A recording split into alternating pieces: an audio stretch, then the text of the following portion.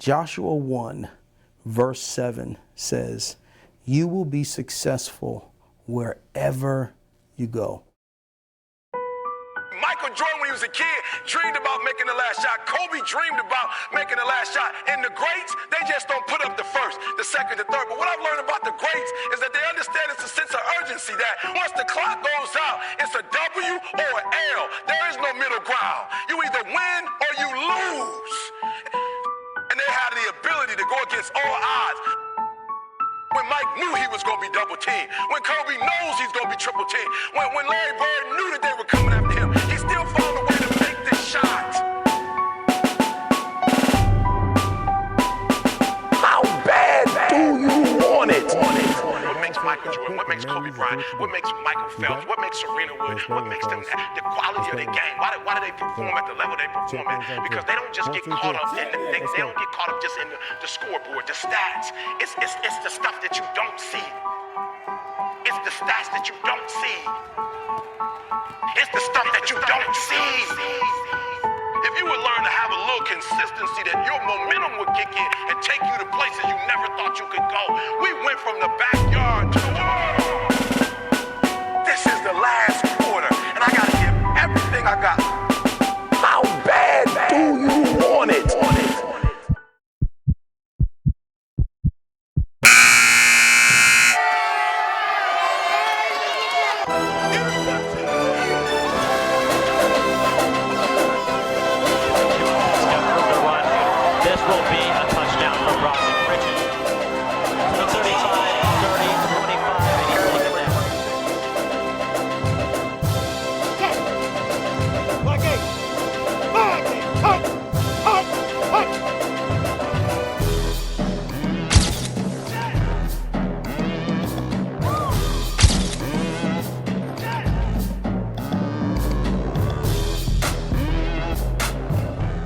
A ball player that's good, are you good? They're like, I'm all right. I'm okay. Who's picking you ball? Yeah, I can ball up. Yo, I'm no bomb. No, you're horrible. That's the guy that comes out to the court with the full, uniform on, with the armbands and the knee pads, the laces all laced up. You know what I'm saying?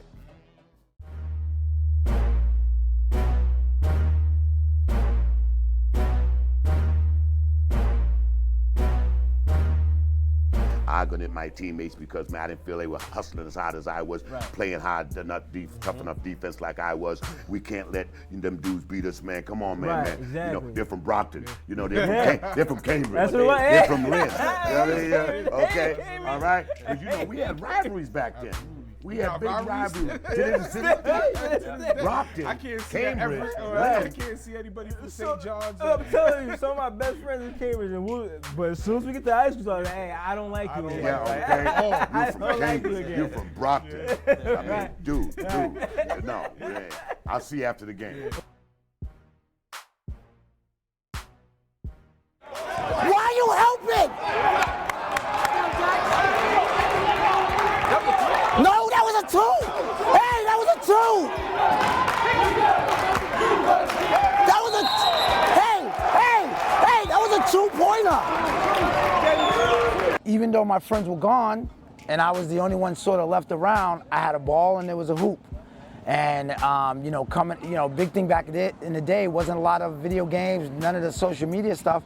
I went out to the park. And I played a lot. For every ball. Two hands at no ball. BG on three. 1, 2, 3. BG. Get on defense. We score, but you're not. You're not up. We're up 4-3, dickhead. The ball hit the rim. You gotta clear. There you go. 1 miss. 2 miss. 3 more. You tried. He didn't push up. You didn't push up, Terrence. Jack, you didn't push up.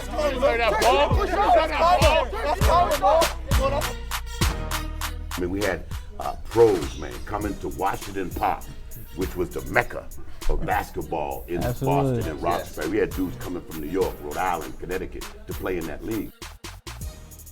When you get between those four lines, it's just war. Sit the butt down, proud chest, put that arm out in front of you, get ready for battle, fellas, and you keep your football stance going through the whole octagon. Never touch. All right? Get ready to go. Playing football, fellas. Let's go. Breaks freeze at the 50, 45, still going. He can go all the way. He's gonna go all the way. Richard Johnson. Williams, that quarterback, looks, hand it off to Raymond. Left to the outside. There he goes. He's gonna score. Touchdown!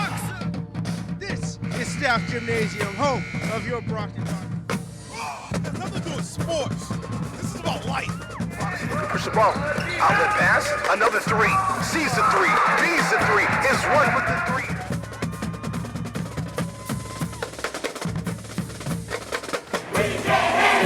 You can't forget. You guys are terrible.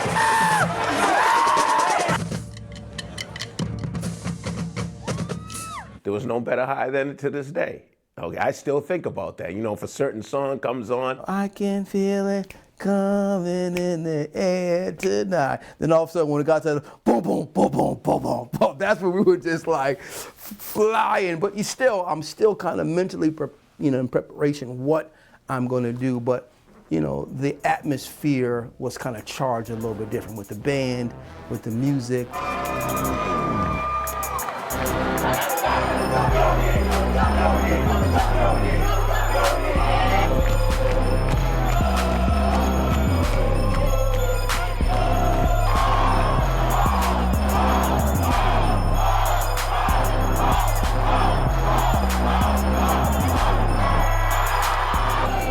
Cut! Stop settling! Stop settling! Drive it! you're running out there through the tunnel, and you're coming against 3,000 people. So you're ready. Either you got to get off or you got to get on. You know what I mean? And I've seen it make the meekest of men. 4th down and 4 from the 40-yard line.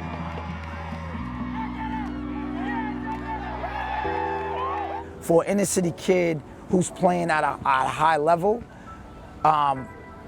playing in front of a big crowd, it's like you get that feeling of being like a local celebrity. So it's a great feeling. It was euphoric. You could definitely get lost in that space. Know what I'm saying? Fan support. We out here on Cambridge. We got the best people in the world. And you know what? Doesn't matter that we lost tonight. We will win tomorrow night. He's going to call a call like that, so it's a foul, and that is no basket. He was going for a layup. This dude is on this side, yo. In the inner city, there's always a hustle and bustle mentality. There's always the mentality that there are great opportunities, but they're for the few, not the many. Obviously, you've got pride. You've got people that talk smack to one another. If you're living in a relatively congested environment, it provokes competition and a competitive fervor. So all of that plays a factor. But ultimately, it's the opportunity to get up from under where you are.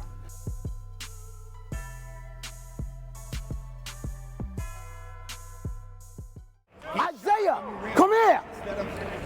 Finish. I know, come here, no, come here. Don't just say it like that. You're underneath the basket and you're throwing it to the other side. Take your time and finish. That's not good enough. Me being in a inner city, raised with just my mom, no dad. My mother suffered from drug and alcohol addiction. There was 8 of us in the household. I had to care for mostly 7 of them on my own. Why did I make it out, per se? Sports allowed me. I've never drank a day in my entire life, so if you see me with a drink in the club, it's not even soda anymore, it's water. It's water. I've never smoked in my entire life. I've never done drugs. I've never lit a match in my entire life. That's all due to sports. But the things I saw and the things I grew up in and the neighborhood I grew up in, I remember distinctly when neighborhoods changed. Dribble up to the cone, crab walk. Dribble up to the cone, crab walk. If you miss your layup, you gotta go again. All right, do not miss your layup. I remember Dana Barros, who of course played for the Sixers and played for the Celtics, grew up in Mattapan, part of Boston, not in the best part of Boston. 3, 4, 5. Good job, Kai. I owe a lot to the city, man, because there was a lot of kids who knew they messed their opportunity up, but were older than me and would take me under their wing and say, nobody mess with this kid. And he said on every street corner there were gangs, there were drugs, and they left him alone because he played basketball. And he said, and I thanked God every day they left me alone because I wasn't a big guy. You know, as a 13-year-old dude playing 18 and under BNBL, and if I had to fight, I wouldn't have been good at it. They wanted to body me, you know what I mean? So I had a certain amount of dudes that looked out for me in terms of, I didn't make it, but he's an all right dude. This little man got game, I'm gonna look out for him. Those guys respected my way out. And he said, I've always really appreciated that. He said, Lord knows where I would have been if it had gone a different way.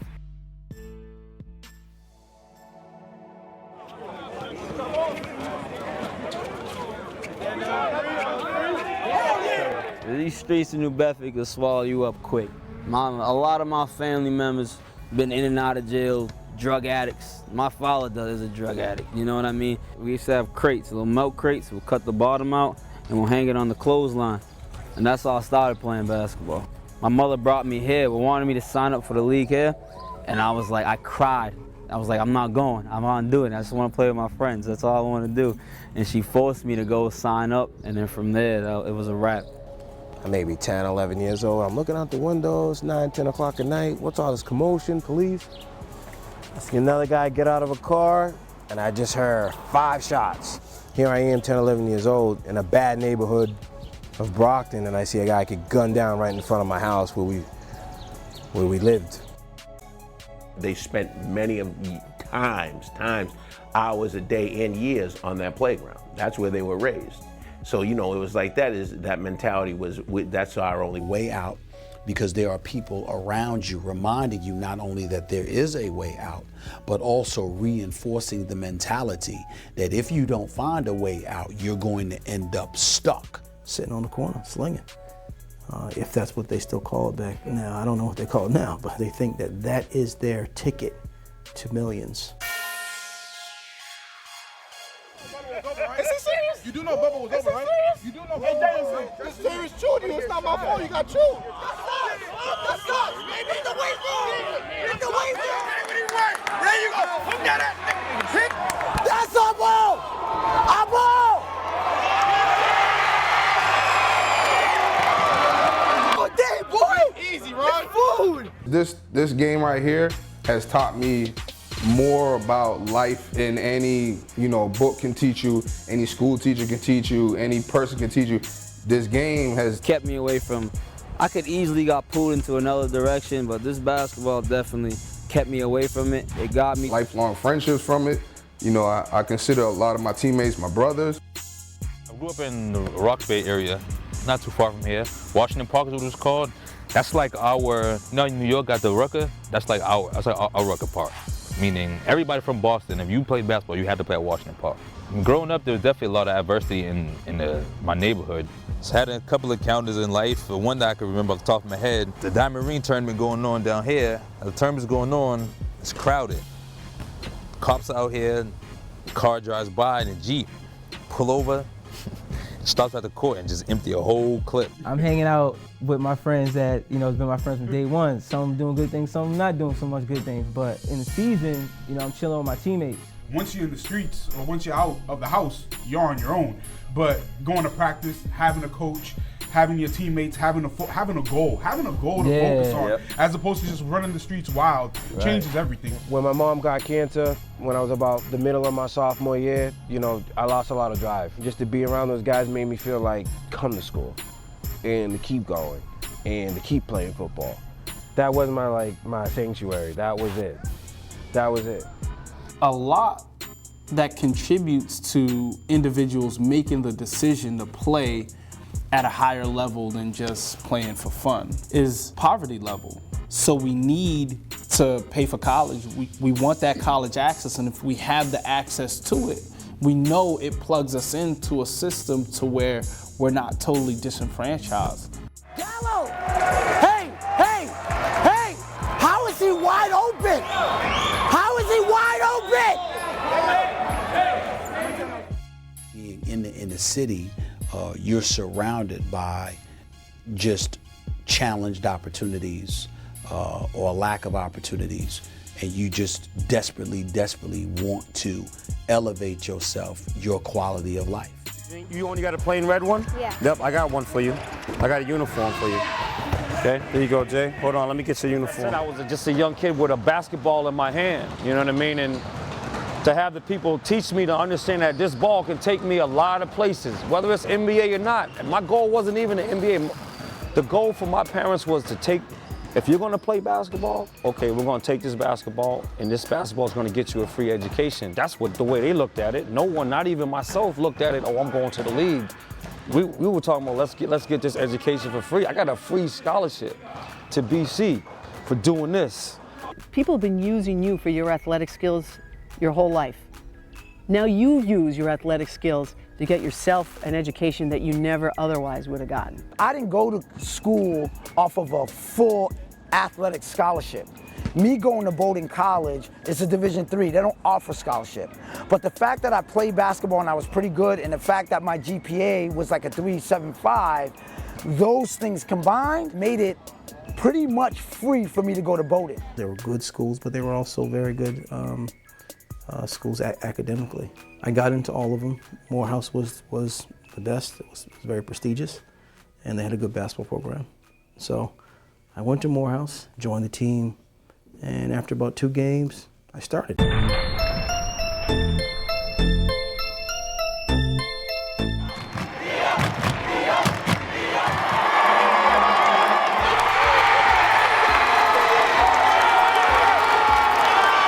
Pass it, cut, pass it, get off the gut, cut. Go time. Hey, y'all can't stand that kid, man. You playing at 7 o'clock at night on a Friday night, the whole school there, the band there.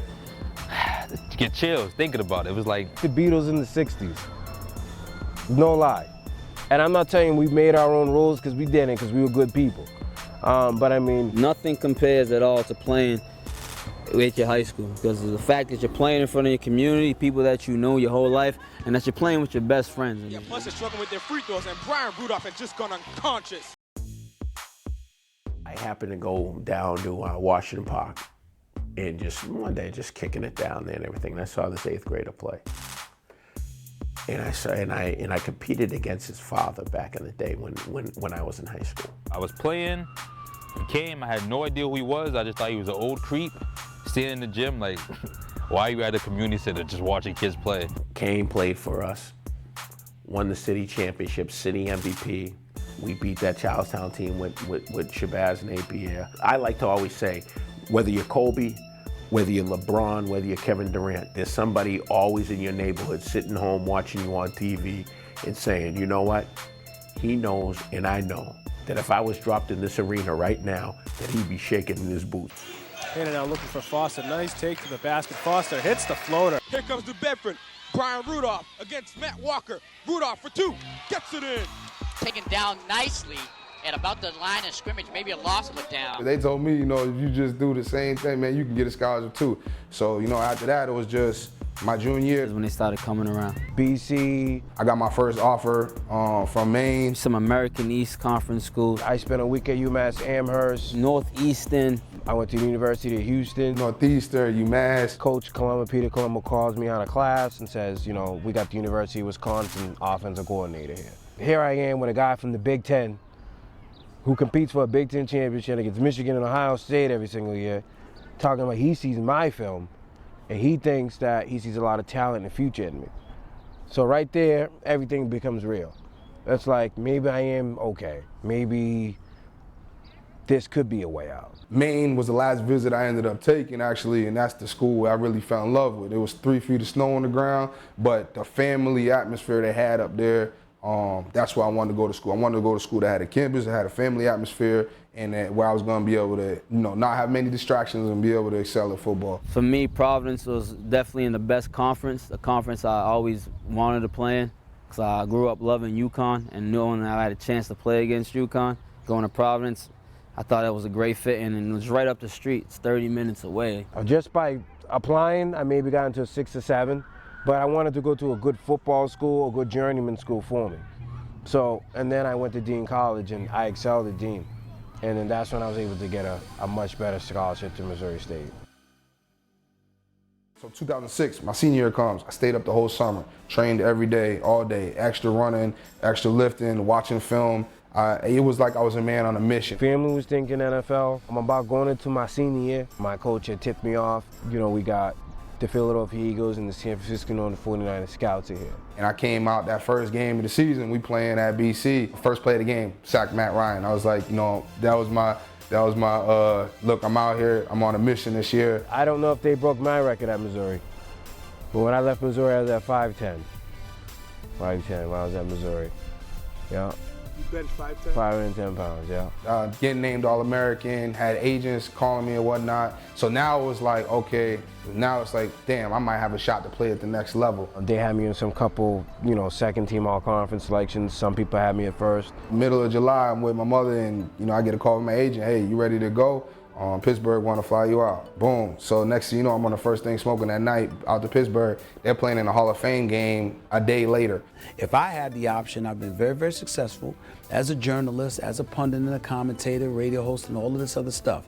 If I had a chance to forego all of that and make millions playing athletics, you don't think I would have done that? Hell yeah, I would have done it. Quick, fast, and in a hurry.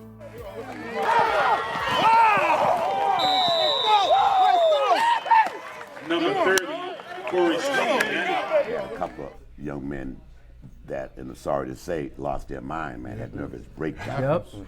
Nervous breakdowns. Absolutely. One young man is walking around Boston now, homeless, talking to himself, and it brings tears to your eyes. Yeah, I've seen that. Because, man, it was so much of him making it. Yep. And he had everything given to him, man. He was up on the highest pedestal and the highest level, man, playing for a Big East team. And I won't mention it because, again, bang. And, man, he was the man, but his coach did him wrong. And then when it was all over, the school turned their back on him, man. And he lost his mind. I see a credit card at a gas station, and I picked the credit card. My friend and I made the stupid decision to try to go and use a credit card to buy some sneakers and some sweatsuits. And obviously it wasn't our card, and police came and ended up spending a weekend in jail. The result was basketball was taken from me. So pushing down the floor, over to Figueroa once again. Foster now for three. Knocks that one down.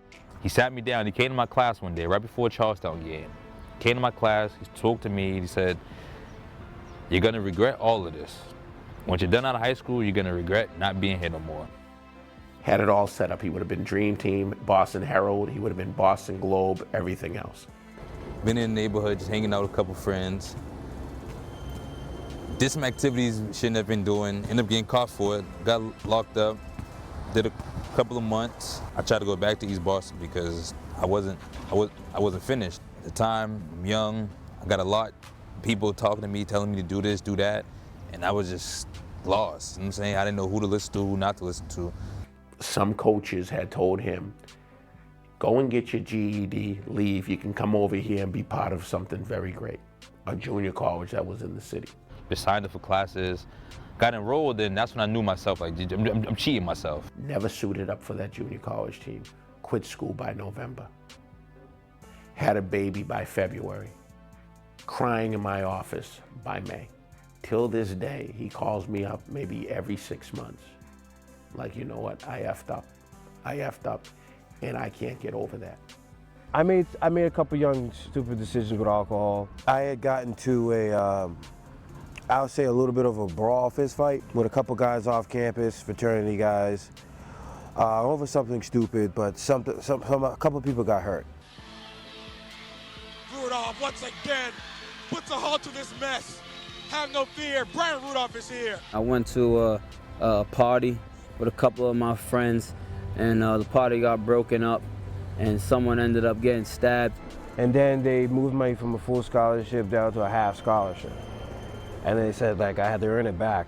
The boys you left behind or the guys you left behind haven't had the advantages you've had from your athletic prowess, and they've turned to drugs or to violence or to alcohol or many other things. And I've interviewed so many guys that have told me the hardest thing to do was to separate from those guys that they grew up with, but at the same time it was They had to do that if they wanted to succeed. Probation, curfew, losing the scholarship, and community service. It hurt me, man. I would cry, especially I'll be at summer league games at another park and having to leave the team at 7 o'clock, so I had to be home for my curfew. I would go home and just cry and cry and cry and just be like, what did I do? What happened? How did I put myself in this situation? So I told myself, you know, I'm gonna come home. You know, I came home on break, and I just told myself, you know, due to my family situation, I didn't go back. I had to get my character back in the college, the Division I world. So a lot of schools, they'll put a foot in and they'd be like, we can't take the chance. Because at the time I was still on probation. My probation lasted for 3 years, even when I went to college. And one school stuck around, and it was Loyola University of Maryland. So just based off their loyalty, I was like, you know what, I'm gonna stick with this school.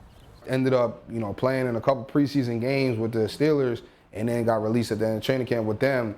And then when I got released from Pittsburgh, it was like, the reason why I got released, we just had too much talent on the roster. I came in the same year as Lamar Woodley and Lawrence Timmons. You know, it was very embarrassing.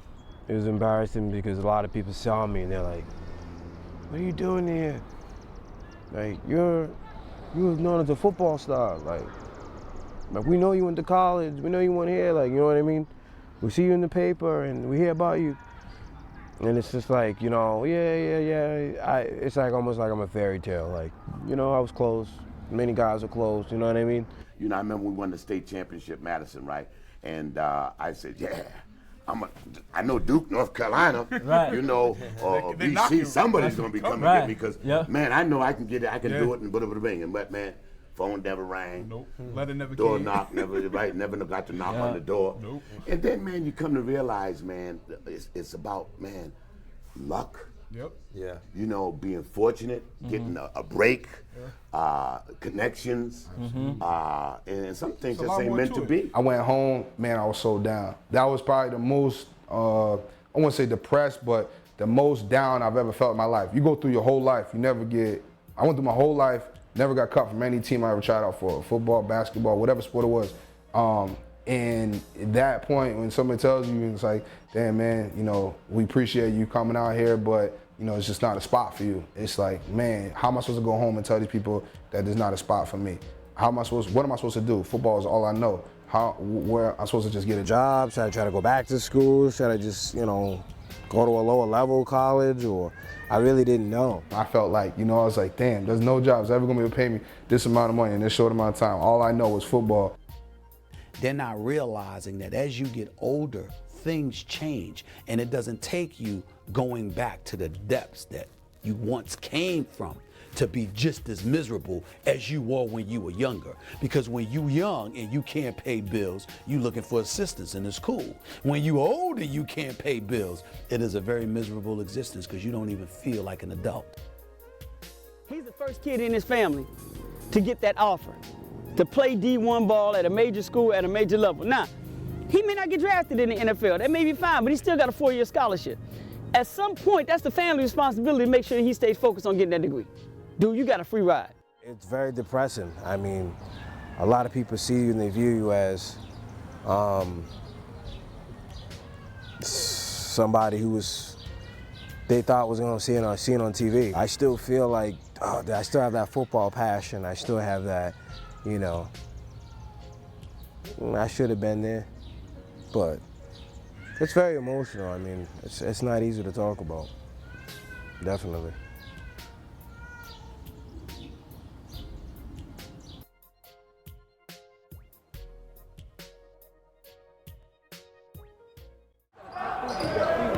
Come on.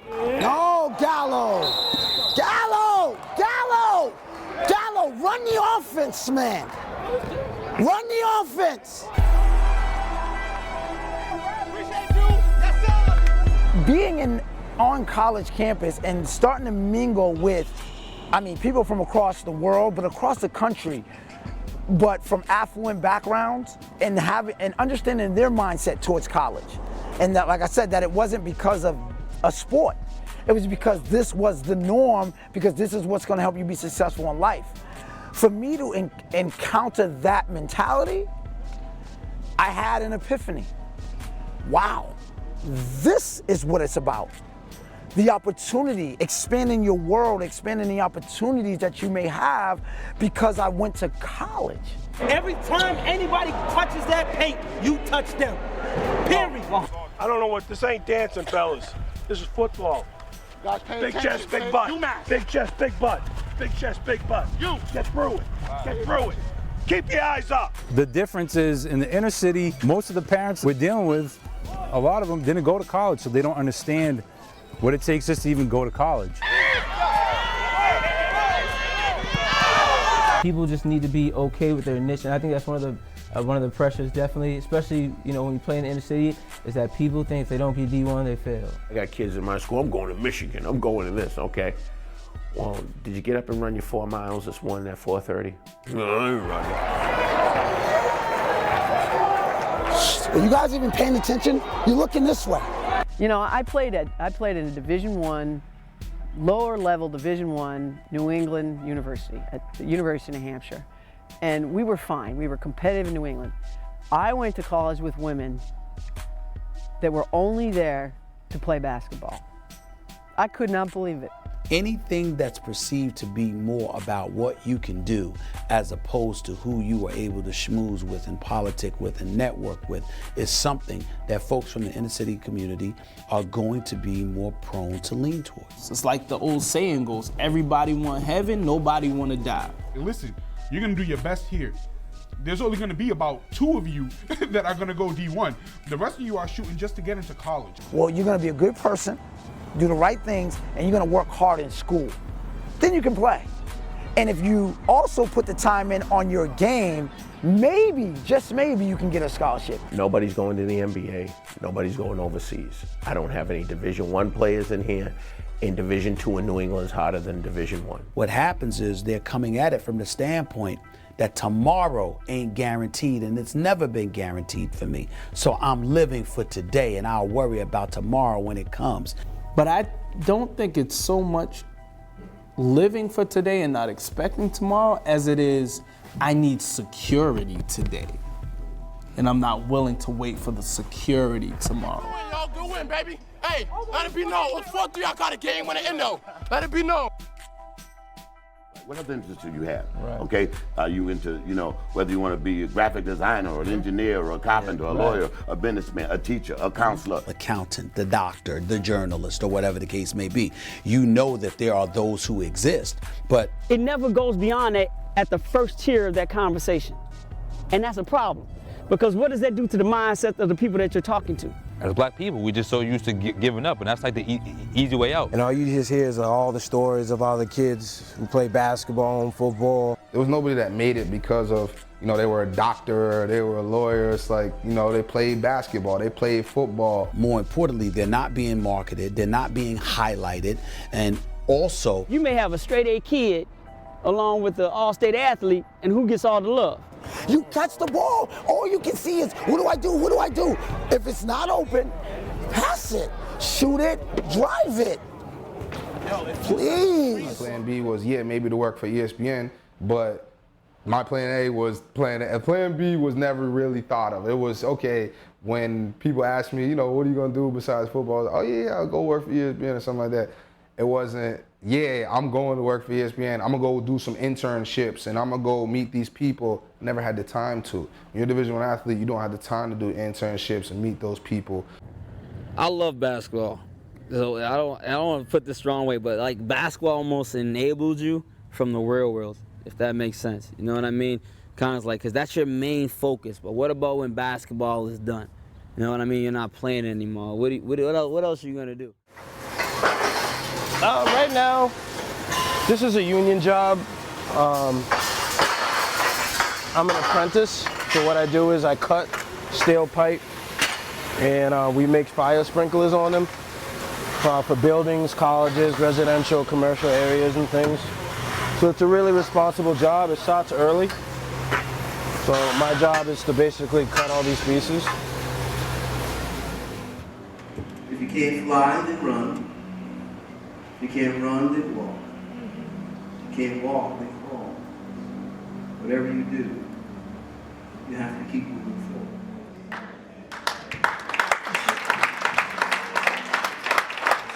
In that jail cell is where I cried out to God for myself, and I talked to God, and it was like a personal conversation with him. And I told the Lord, I said, Lord, if you can help me from this situation here, I'll give my life to you.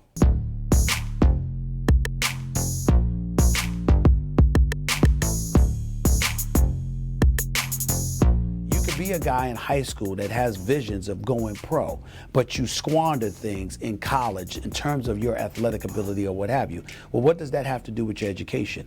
Did you see the hand check? I'm telling no, you. No, did you see the hand check? I saw that, Okay, but I Jackson, see that down here too, ref. I hated teachers because all the teachers were terrible to me, man. You know, and back in my day, you could get the rat tan, corporal punishment. Every 5 minutes, I breathe, go to the office.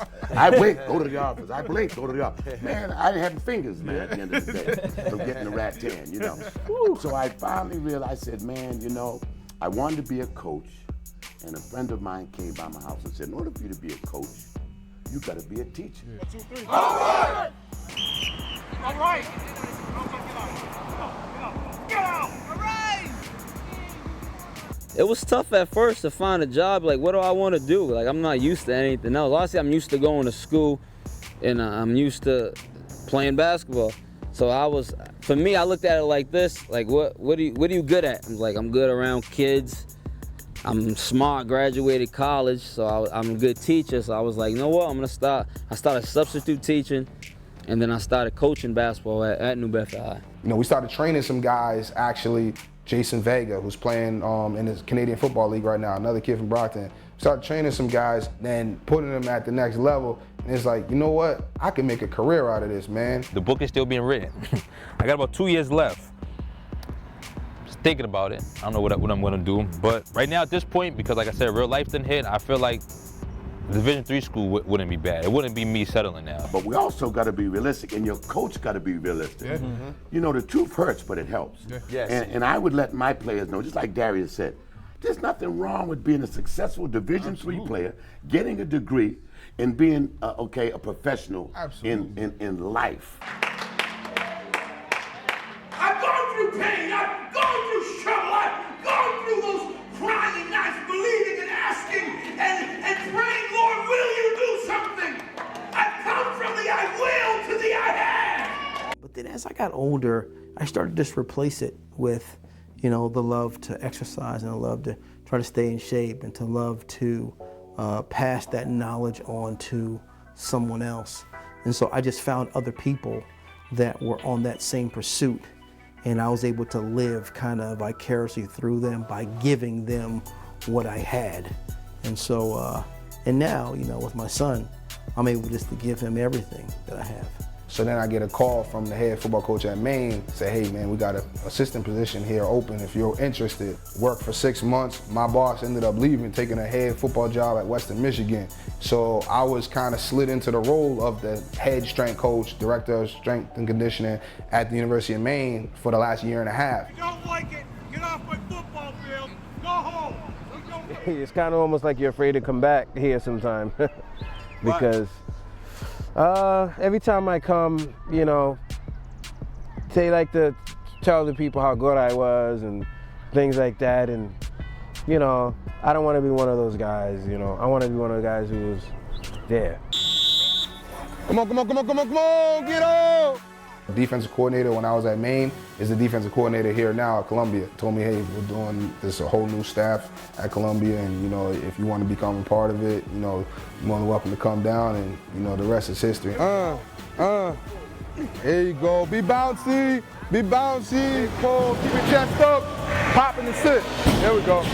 Oh, I got my money on Scoot. Yep, all the way to the bank. Second growth. All the way to the bank. Push, push, push, push. There you go. Drive, drive, drive, drive, drive. Violent with the arms. Violent with the arms. Got to be violent with the arms. Once you can't contribute on the field or the court anymore, or in the ring or whatever, that is done for you. You have to find another role to play in the sport. I got hired right out of college to work at the Boston Globe. I mean, I covered Parrish, DJ, Mikhail, Bird. I got to write a book with Larry Bird, with Shaquille O'Neal. It definitely, the money side of it, for me personally, it's definitely a blessing to get money to run a basketball camp. Because to me, this isn't even a job, but it definitely, it takes care of me in the summer. This is my summer job. Lewis, you can stay with, we got Puerto Rico versus Nigeria in the first game. Get down there, Brandon.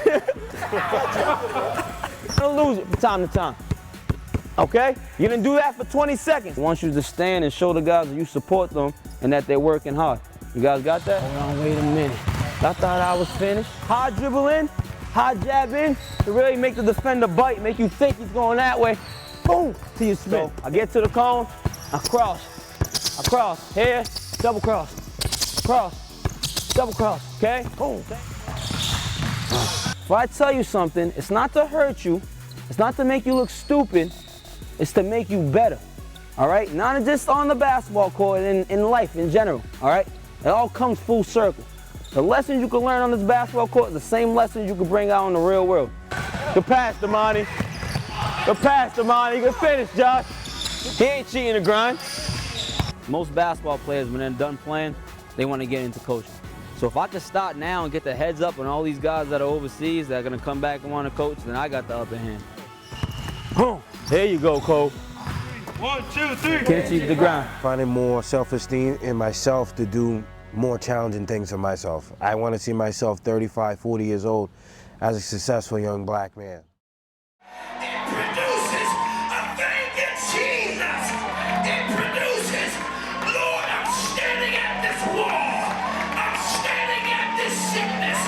I'm standing at the corner of this issue. And I don't know what you're going to do, but I know what I'm going to do. I'm going to Our church, you know, one of the things that we're doing is we want to mark our young people, not just in basketball, but in the arts, but in math, but in public speaking. We want to mark them, and we want to invest in their future so that they can be successful wherever they go. And I think it starts with my generation and our generation really reprioritizing what success is. Great job, man. Great job. Great job, big guy. Great job. Great job. Great job. Great job, son. Success? Success is...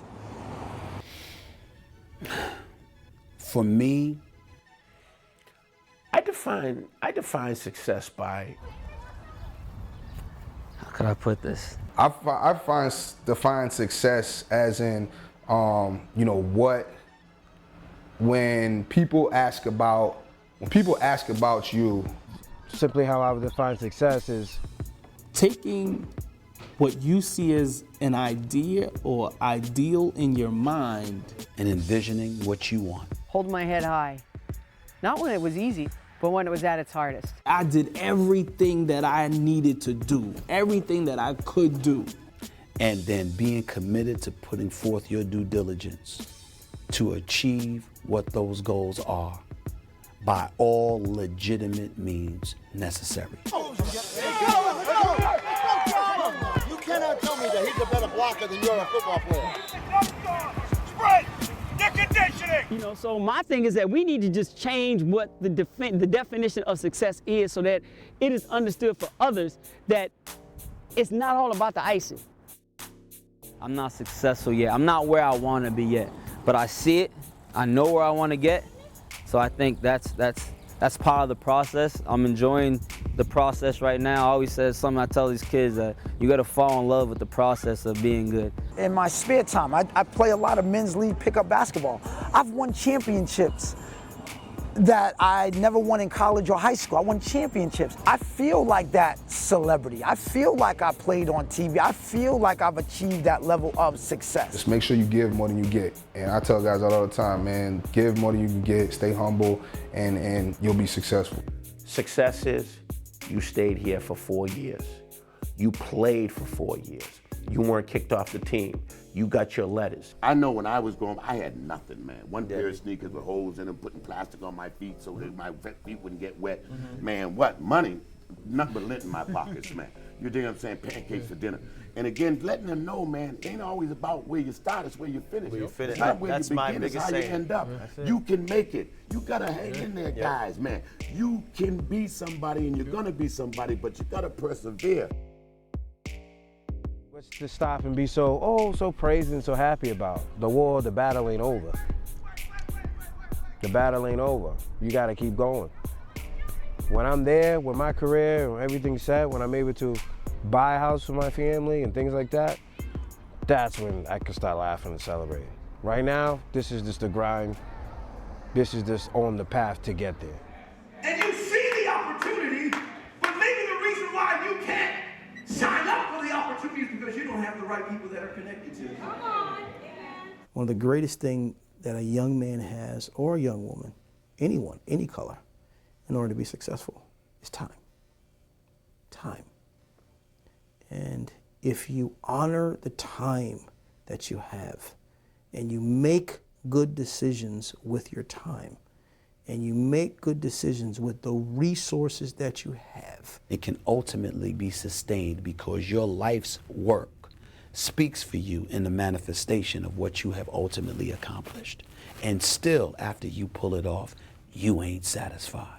You've got to be on your grind. You've got to be about the business of continuously pushing forward and being relentless in your pursuit of excellence.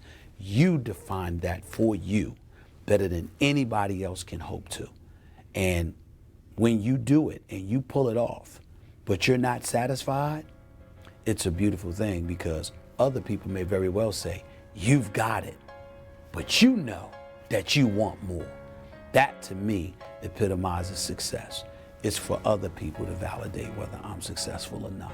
I'm on my grind. I ain't got time to be focused on that. I'm moving forward constantly.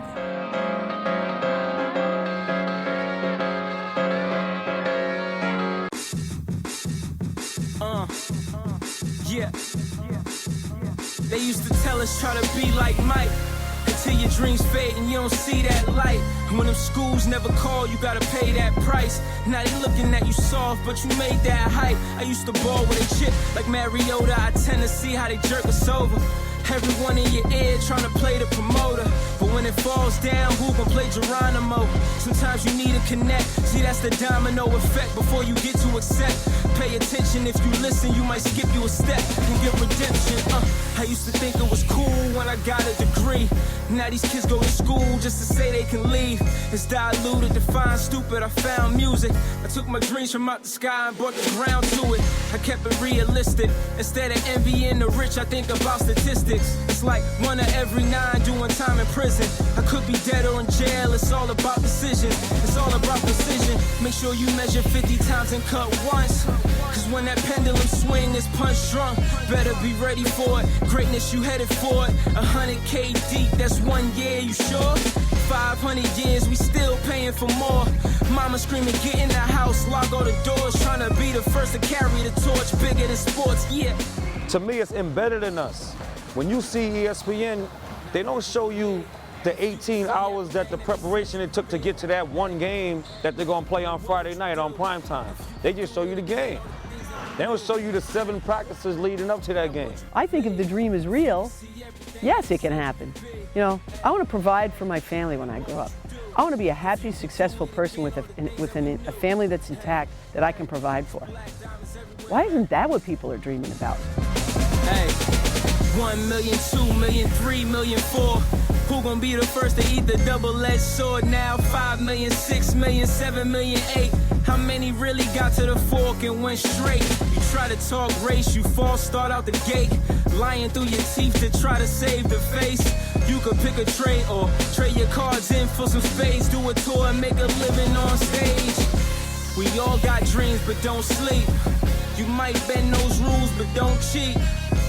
I got some truths I can't speak, but I still owe each of my loans. I'm waist deep, made 25K without a place to sleep. Got 3 Uncle Sams, my Uncle Tom deceased, yeah. Life is what you make it. Leave it up to chance, you get the chance, you better take it. Peace.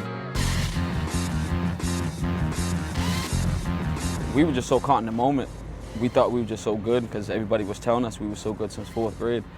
Don't be so reliant on A that you forget all about B. Look, you can get the same scholarship for music, same scholarship for grades. A lot of people think the football aspect is the #1 thing, and it's not. Like, your mind is really one of your most powerful weapons. We're not agents, you know? We're not trying to get these kids to the NBA. We're just trying to get these kids to the next level of life. Again, all the things that we knew. Hey, now would you believe if you could see everything that you said you could be? Hey, and what would you do if you could do it again? All the things that we knew. Hey.